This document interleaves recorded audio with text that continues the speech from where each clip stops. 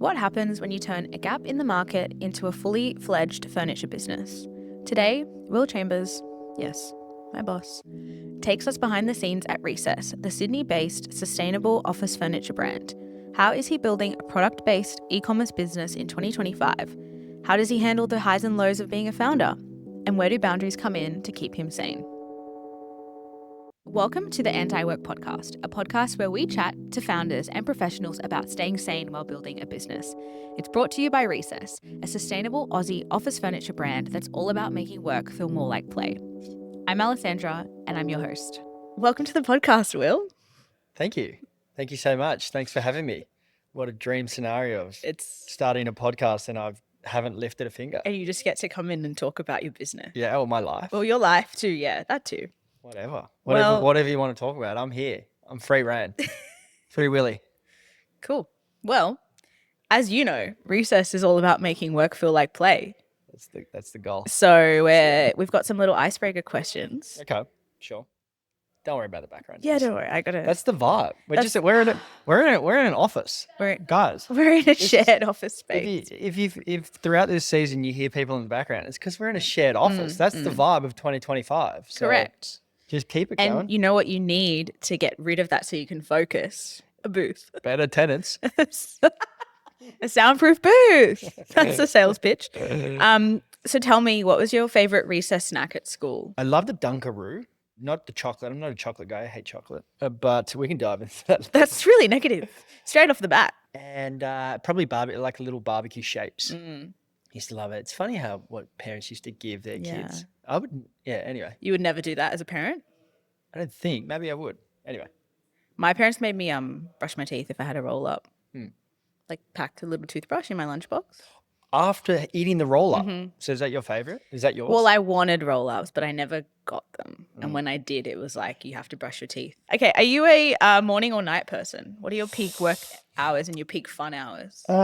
Probably nighttime person. Not that I stay up so late. It's just like I get some interesting things done at nighttime. I don't really work well in the afternoon. So I work better in the mornings in terms of like getting some stuff done. But then I'll have these like peak moments at night where I'll just stay up till 3 a.m. doing something. Where you're like undisturbed. Are you a minimalist desk person or a maximalist? I would say minimalist, but if you looked at my desk right now, it's got like a whole bunch of samples and knickknacks on it. I raw dog it with my laptop. I'm just laptop on desk. Yeah, no monitor, right? Sometimes. I have a monitor, but no, I know you have a monitor, but sometimes. But I have it for looks. Yeah. Just to make me look important.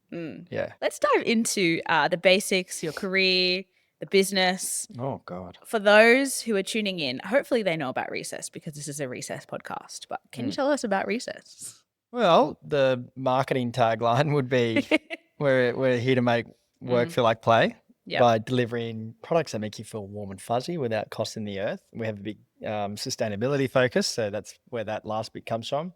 But in raw and simple terms, we're a furniture startup. We started off by doing soundproof pods for the open plan office, and from there we've just expanded into other bits of furniture for the office, whether that's an office or a home office. So yeah, that's what we are. My wife always says, you downplay it so much.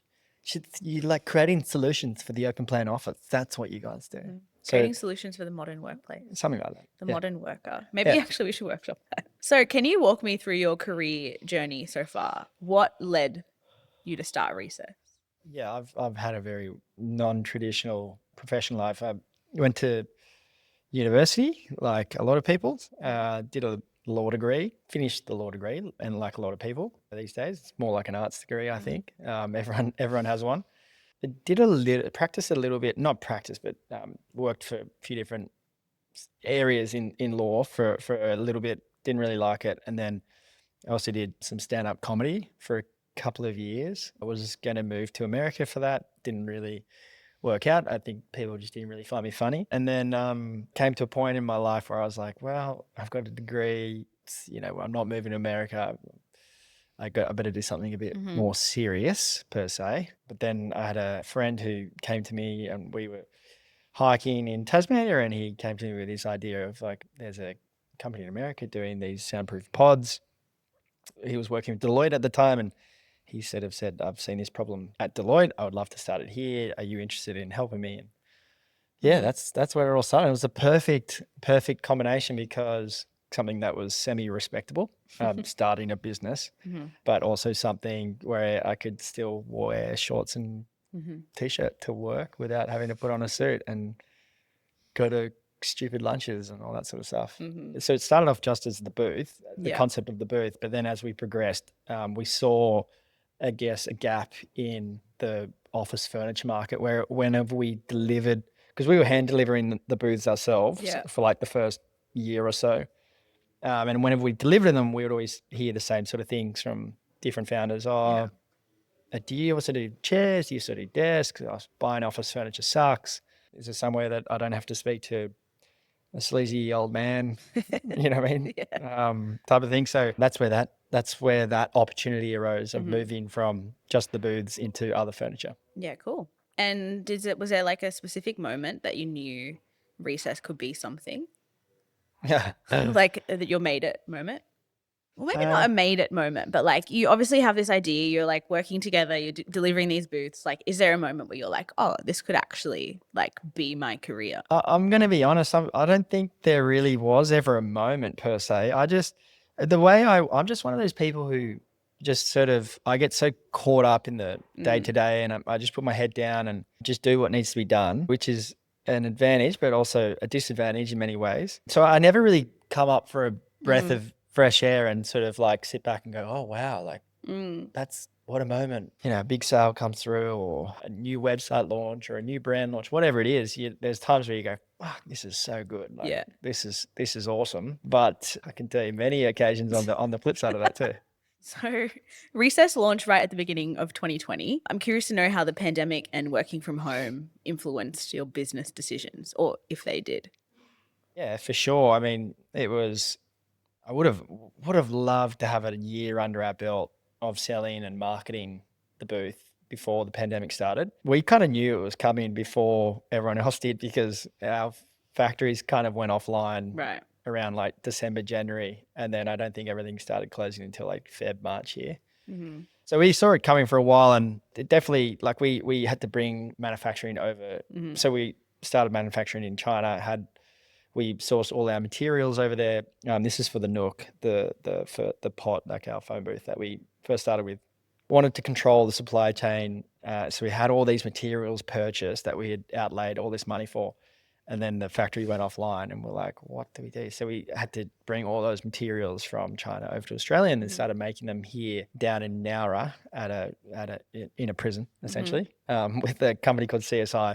So that was a big factor that affected our business, where we made the product. So we've since gone back to China simply because of scale. I've found it difficult to make such a large involved product here in Australia. And then, of course, people working from home. Yeah, we definitely, so on top of delivering the pods and hearing the feedback about buying office furniture really sucked, or that sort of thing, we were like, well, we don't think working from home is going to necessarily go anywhere for the foreseeable future. It became like the new norm. Our whole theory was market yourself to people's home offices, and you'll also market yourself to people's businesses as well, if you do a good job in the home office space. So yeah, that opportunity of people working from home all of a sudden, a lot more than they did pre-2020, fed into that decision. I'd say if COVID never happened, we would have become or continued on as a booth company.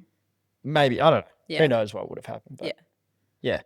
Did you always imagine that you would end up like building this kind of business, like when you were a kid? No, not at all. No entrepreneurial. Not at all. I mean, like my dad and my stepdad, both farmers. So I think being a farmer, there's always this element of like you have to be, you've got to have a business mindset. So there's that, but yeah, no, not really. My mum is not, and she did most of the caregiving for me as I grew up.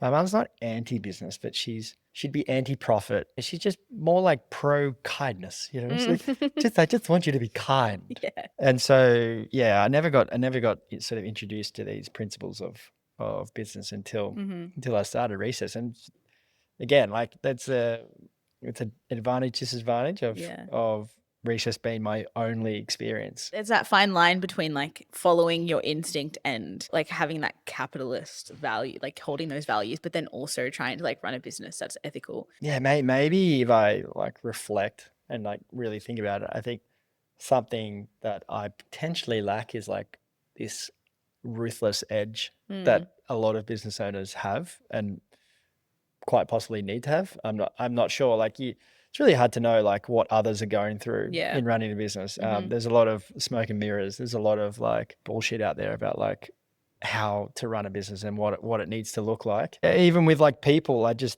don't have that ruthless edge, if you know what I mean. Yeah, And yeah. you know what I mean. Yeah. With the way that I interact. It's more about like trying to have fun, and if we can make some money along the way, that would be great. Yeah. Well, on that, I guess like building a business is quite tumultuous. There's definitely lots of ups and downs. How do you kind of navigate that, given like running your own business is not a traditional 9 to 5 kind of clock in, clock out? Yeah, it's very up and down, very tumultuous, very a lot of highs, less highs than there are lows. I like, to be honest, like there's more lows than there are highs a lot of the time. I think that's also comes down to expectation of like yourself or at least for me, expectations of myself, expectations of, and you just like can't help but like look around at others and what others are doing and, compare yourself in some form or another. And you can rationalize it as much as you want of like, oh, but they did this or they had this or whatever. It's still, it can be quite hard when you've been just slugging it away, doing like the same thing for, and we haven't even been doing it for that long. Like what is it? What are we, 2025? So, started in 2019, 5 to 6 years of my life, which is, if you look at it in the grand scheme of things, it's absolutely nothing. Yeah. It's really nothing, but it feels like a lot. And then when you have people around you in your vicinity, in your whatever, go in a 2-year period, going from nay to yay very quickly, you're like, oh God, what am I doing myself? You know what I mean? It's never as good as it seems. It's never as bad as it seems. Yeah. But I like to protect myself a little bit. Yeah. And then so when things are really good, I'm like, hang on, but there's going to be something around the corner that's coming soon. And then vice versa, of like when things feel really bad, you just got to think like, this is just a moment. It's just a moment you're feeling not good about whatever it is. Feeling like this, you're nearly on the other side to a feeling of feeling good. Yeah, yeah. That's how I manage with it. I just think to myself, it's going to get better soon. Yeah. But also like comparing yourself to other people, right? Like the way that they also post, like the same applies to them. I think it's like easy to compare yourself to other people because they're always like posting their wins, but like you don't know the sacrifices that they had to make to get those wins. Like maybe their personal life is shit. But they're like, like there's so many other things that you don't know that it's for like, sure. There's a business isn't all about money, but a good part of business is like there's a guy, friend of mine, he's like, why are you in business? I was like, I just want to do something that I'm proud of. I was saying all these like mushy stuff. And he's like, you're in it for money. Yeah. Like to say that you're not in it for money would be like being a chocolate factory and saying like, I'm not into chocolate. I would argue most successful business owners are unhappy in some form or another. Oh, tea. That's red hot. You have to sacrifice something. Like there's a huge sacrifice you have to make. And so like a lot of the time it's going to be family. It's going to be relationships. And those are the things that actually matter. Well, on that, obviously you're a husband, you are a dad. I'm curious if there are any strategies that you have in place to help you like stay present. My son. Well, like, when you're not working, like, are you like, I'm oh, saying sorry, like, your son makes you stay present. That is the strategy. Like be around him. Not that's not trying to be all like mushy or anything like that, but it's literally like it's practically wise, him and I'm sure other kids, they don't really allow you to not be present. They notice it straight away. Yeah. As soon as you're not, they're like, oi. You know what I mean? Like they're kind of like a good reminder of like you're feeling down about something or you're distracted by something and they'll bring you back to earth pretty quickly. I mean, like most people, like exercise is obviously a good thing. I notice a big shift in my mood if I am exercising or if I'm not. Yeah. Right now I'm not exercising. When you have a kid, sometimes you just don't even get the chance to be to feel sorry for yourself or to be distracted or to be not present. So it's funny. Yeah. So the advice to business owners is have a kid. Advice, have kids. Have a child. Yeah. That'll take you away from your work. Yeah. Are you a risk taker in business? And how do you stay sane while making big business decisions? Yeah, I think I am a risk taker. Mhm. I think by the very nature of being a business owner, you have to be. Yeah. Like starting your own business is a risk in and of itself. And to be honest, like starting Nook as it was back then in Recess, like I didn't think of it like that. But now that I think of it, like I'm like, Yeah. sometimes I romanticize working for someone else Yeah. in my own head. I'm like, oh God, it'd be nice if I didn't have to be making decisions, or everything wasn't on me to like make a decision about Yeah. something. So naturally you have to be a risk taker, I think, of like going out of the norm, out of the traditional mold of working the 9 to 5. And also I don't really do this in practice, but I have like gambling tendencies. So with that comes like an element, like I said, there's decisions I'm making now where I'm just like, geez, that's a pretty red hot, like, should I be spending money on that? But I'm like, well, fuck, like Could work. it could work. And if it doesn't, then, it's not the end of the world. I think that comes from a place of privilege too, though, in some ways. To be able to make those decisions, you mean? Yeah, because I haven't really had anything bad happen to me. And so That's a nice place to be. it is. It is. So I'm not really risk mitigating. I haven't had situations or scenarios in life happen where something really bad has happened. So I don't know. Maybe something's around the corner. Touch wood. Do you feel pressure to like be the face of the company publicly? I don't really feel that pressure. I think if there is pressure, it's more like pressure to be always on in some ways. Yeah. Like more for like you guys. So yeah, there's like an element of responsibility where you have to be like, no, got to pony up and come in and do things. Put a smile on your face and all that sort of stuff. Even though you probably come in and I'm not smiling. I feel like you're smiling pretty much. What does the future of Recess look like for you? Alessandra's like CEO, just smashing goals. Yeah. You can have goals. I certainly know what our goals are financially, and outside of just the financial goals, it's more like I want to get Recess in a position where we have like sway, like influence over supply chains. Yeah. Right now we're like too small still. Right.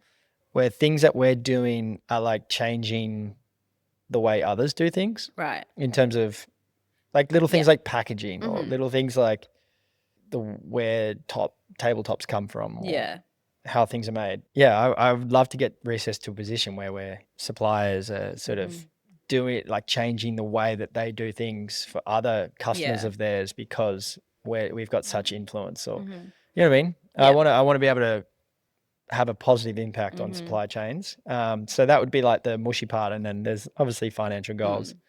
Get rich. Take over the world. That would be nice. Something to be like to look back at and go, that was pretty cool. That was a cool thing to start. And yeah, hopefully someone can just run it for me one day. Well, yeah. Well, that was actually my next question. So obviously with a growing team, we've got 5 people now, including You're hired. Where do you see yourself sitting in the business in the future? I don't know, on a beach, drinking cocktails, saying approved. Nah, that would get pretty boring after a while. I'll be doing this for a little while longer. I think because of the very nature of how we started, and it's always been very bootstrappy type of startup, and we've always been, not struggling for money, but like cash flow as a large hardware startup is always like a consideration.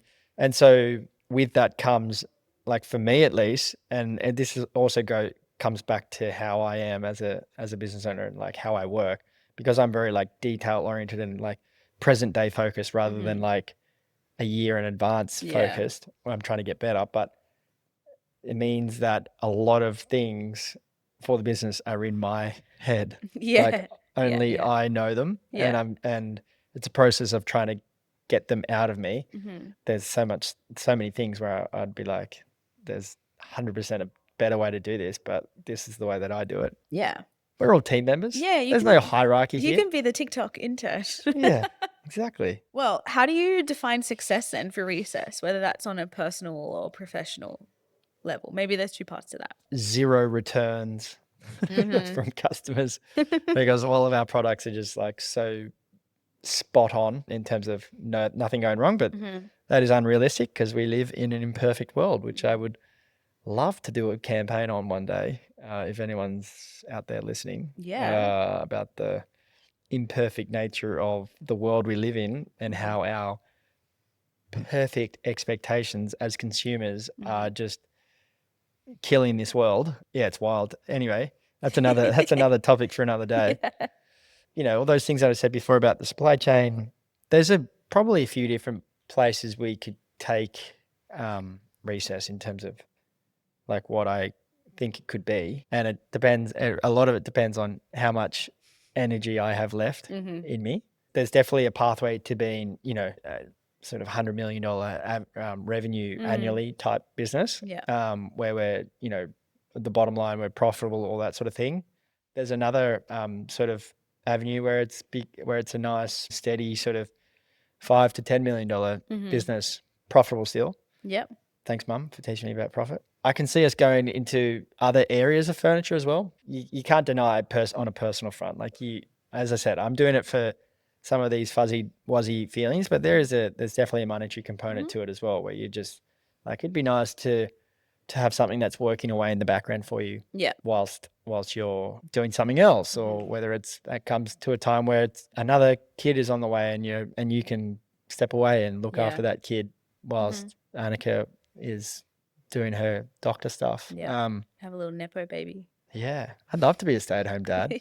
And it's interesting, like with the amount of AI and like technology and all this sort of stuff that's coming into our lives, it's quite comforting to own a business that is purely hardware, because I'm just like, well, I don't need a worry per se about AI like taking me over per se. Does that make sense? You're safe. Yeah, somewhat safe, because like we're humans, like we want things to touch, we want things to feel and all that sort of stuff. It's not like AI is going to come in and provide a couch or provide a chair for us, 3D print a couch. And that's like, I'm not ignorant enough to think that AI doesn't have a role to play within the business. Of course it does. But if I was the founder, like in the same position as I am now of a tech company, I'd be a little bit more uncomfortable, I reckon. But that's only because I don't know enough about it. And so someone in that position would be like, I know exactly what to do, or I know exactly where to pivot the business or whatever it is. So, yeah. Do you have any advice for someone who wants to build a business? The first thing is to understand the fallacy or the myth that I can do things on my own time and have my own hours, and I won't be, on someone else's time. It's not true. You'll never be on someone. It's not someone, it's something else's time more so than anything else other than like running your own business. So, I was just away. There's no like, as much as you can try, it's really hard to switch off. But even if you're not there physically, mentally, it's just really hard to escape. At least it is for me. So the whole, I just want to do my own thing and just my own time. It's like, it's such a lame saying, but you don't run the business. The business runs you. Yeah. So I think that's the first thing to be just like fully eyes up and heads up about. There's this like thing about lifestyle businesses going around at the moment. Or not going, it's been going on for a while, but I don't really believe in a lifestyle business. Why not? Tell me more. Because it's like, there's no such thing. You think that like if you run a business, it's like the lifestyle business insinuates that it's like chill and you're just like making money and you're like having this like luxurious life, when there's like no that's not such a thing when you I refuse to believe it. Okay. I refuse to believe it. And if there's someone out there who's listening and they're like, oh, I actually do that. Oh, it's really amazing. Well, good for you. Good for you. I'm jealous. But yeah, I don't know. I think if you're doing something and it's not requiring stress, it's not requiring pain, it's not requiring long hours and blood, sweat, tears, all those sorts of things. If it's not requiring that, then it's just a hobby, I think. What about advice for founders when it comes to like protecting their well-being, managing boundaries? Like, have a kid. No. Is it possible to even have healthy boundaries, like if you run a business? I would say to the norm, probably not. Yeah. Well, like, do you have any unhinged tips or Mushrooms are good. yeah, Mushrooms are good to relax. some microdose?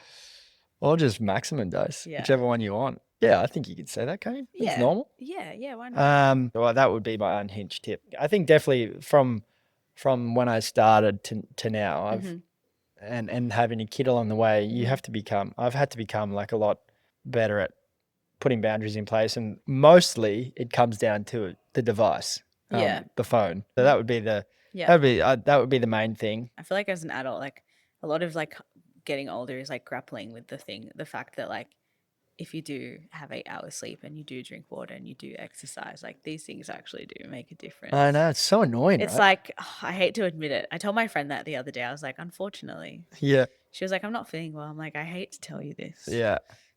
But maybe we should go to the gym. And she was like, fuck you. Like, Yeah. it's true though. Like, know. it's like, I think that's the worst part. It's like, ugh. Yeah, all those experts are right. On that note, where can listeners find you? Hopefully they know about Recess because this is a Recess podcast, but Where can they find me? where can they find, well, let's where can they find Recess? Well, Where can they find you? At 26 Queen Street, Chippendale, yeah, in our showroom. 26 Queen Street, Chippendale, New South Wales, Yep. 2008. Come and try on, sit in Sit in a lounge, sit in a booth, sit in wherever you want. Or recess.com.au. Recess.com.au. Cool. All right. Well, is that us? That's that. We're done. We're done. We're done. Keep playing, kids.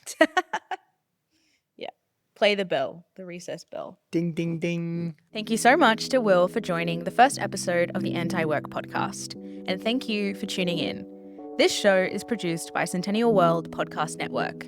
We'll be back next week with more conversations on work, play, and everything in between.